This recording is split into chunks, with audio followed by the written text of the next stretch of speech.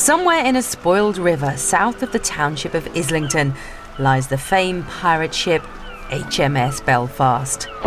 Keen to hear stories of drunkenness and cruelty on the high seas, more than 30 landlubbers anticipate the arrival of their guide, the disreputable Captain Foot. As we wait for the emergence of this dubious man, some of the company, already experienced in his ways, describe what they expect from the captain. A complete historically accurate description of life on HMS Belfast through the years, from King Henry VIII's time to date, really.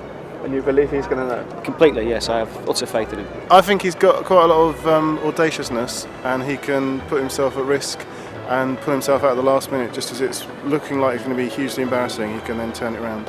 So I think he's got a rare talent there, and he's got a certain twinkle, I think. I think he's just got a quirky sense of humour. I think he's a very funny man. He's a comic genius. He owes me money. We're here to collect. You're here to collect some money? What do you owe your money for? Drugs. Drugs? Both and sex. All of them. I'm actually really interested in the HMS Belfast, so... Do you think he's going to know anything about HMS Belfast? No. You better do. Or he's getting beaten up. A Navy-style beating, that's what I'll give him. Good old-fashioned Navy-style beating.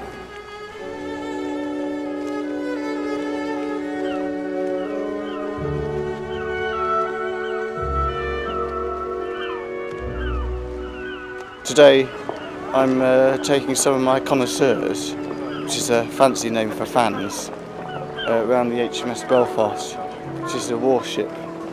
But I'm going to have a piracy theme to it, and I know nothing about the Navy or warships, so I'm going to make it all up. A load of old rubbish, really. Of course, before the voyage can start proper, Captain Foot dons the attire expected of any sea dog.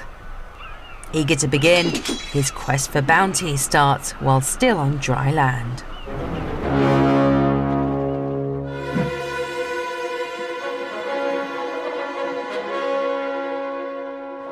Thank you very much. You're welcome. Call Foot badges are available for 50p to complement your enjoyment of the afternoon if you wish to purchase one.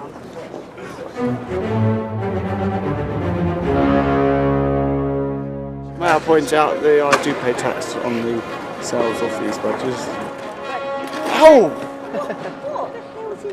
It's a badge that penetrated my hand. Where's that lady who was going to give me a fish? Fish?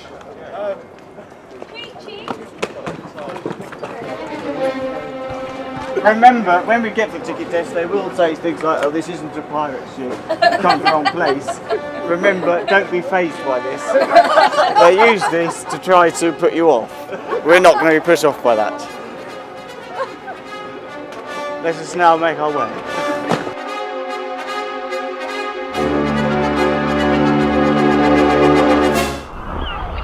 At last, the voyage begins.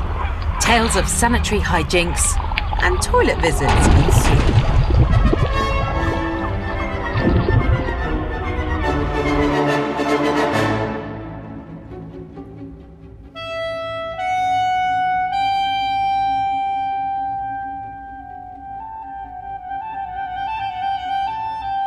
These toilets were used in ancient times by pirates boarding the ship. Often a pirate would board this ship after a raid and would be naturally rather desperate for the loo. During a pirate's escapade, there's no time for the toilet. So there would be the rope people here who would winch them up after they'd been on a pirate expedition.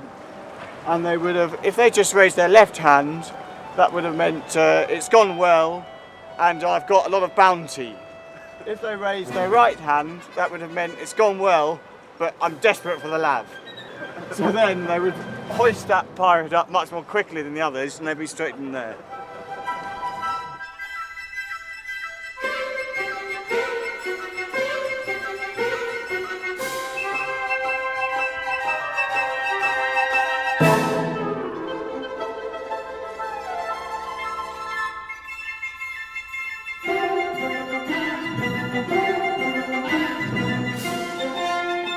Ladies and gentlemen, we are now passing the historic Walrus Cafe, used in medieval times on this ship for pirates to restock and replenish.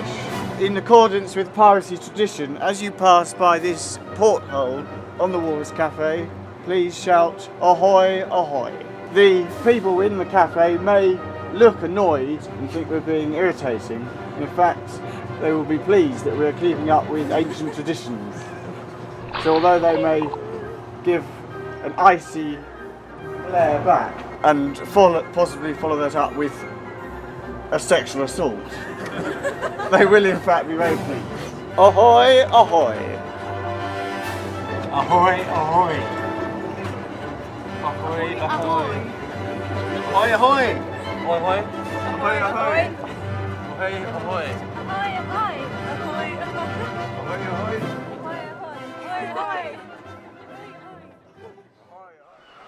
An important piece in the mystery of Captain Foot's pirating days is the story of mermaids encountered and the sex games they played. It is said that this ship was once jinxed by a mermaid. What it was Mermaid Miranda was her name.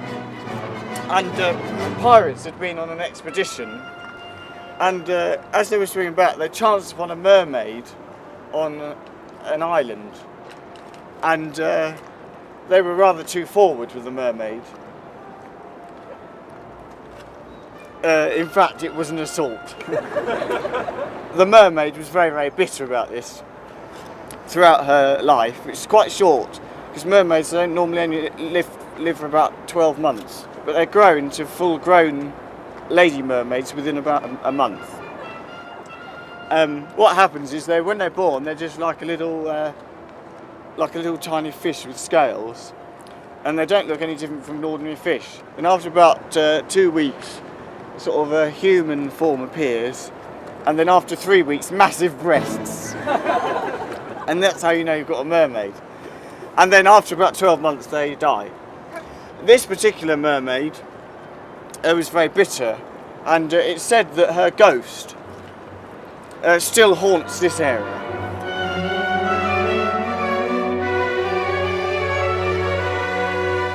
There's been an inquiry here about what these large metal things pointing into the air are.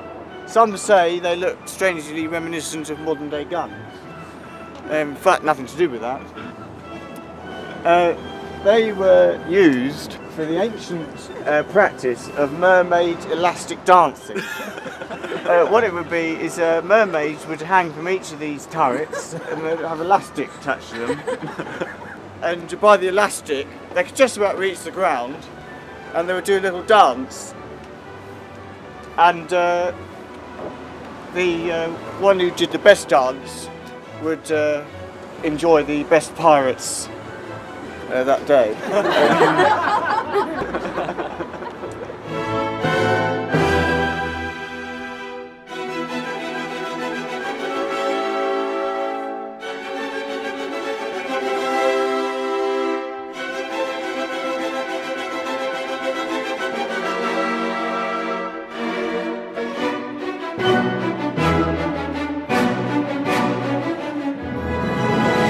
Ladies and gentlemen, we've now reached the highest point of the HMS Belfast, the highest point you can visit, and also one of the least interesting parts of the ship. Luckily, we have got this very interesting machine to look at. This is a mermaid evaluation machine. Now what will happen is the mermaid will stand behind the machine like this, you see. This will give her height, bust size. Then this will monitor, this is to do with her intelligence, as you could say, dimmer.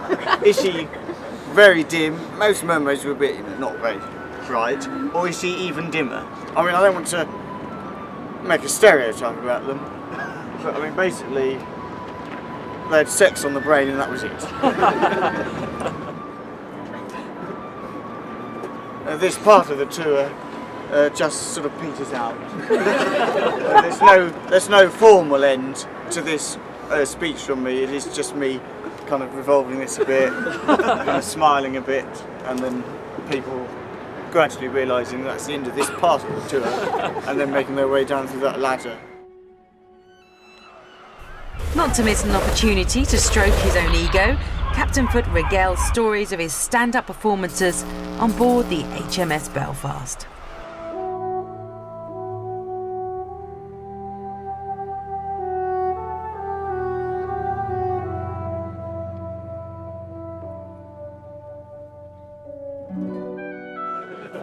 Now, it was in this very area where I started some of my stand-up comedy routines. I served aboard this very ship, and it would have been in here with the ailing pirates that I would have performed some of my routines that were designed to cheer them up. As you can see, this one is raised ready to hear a laugh, and this man's trying to wake him up saying, "It's Paul Foot, our joke teller, is about to do one." Shortly after I came in saying I was going to do jokes, he actually died. Anyway, I will now reenact just a very short part of the routine that I used to do on this ship. And this brings back many memories. Well, I wouldn't say my mother-in-law is fat, but she came round the other day and she broke the house.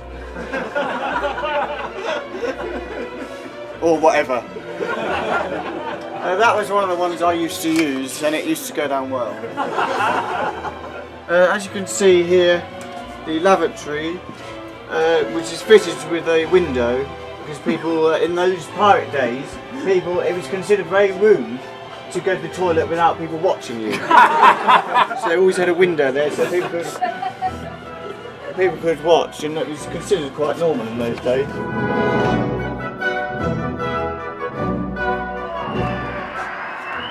You can hear this noise here. This noise is in fact not the noise. This is not the noise of the dental surgery itself, but is the noise of feedback on my microphone and the reaction of audience members during one of my early performances, before I had mastered stage presence. Would you like to rinse out? The "would you like to rinse out" was one of my ad-libs in those days. As you can hear, it got no reaction. A long and exhausting day begins to take its toll on the captain. Personal observations of his company's undergarments show cracks appearing in his usually hardy exterior. Ideas of refreshment appear on the horizon. Yellow panties, blue panties, green panties, and lace panties. He was a right old queen, he was. Yes, pants. Now, we're now going to the Walrus Cafe, those who want to go, for a bit of a walrus.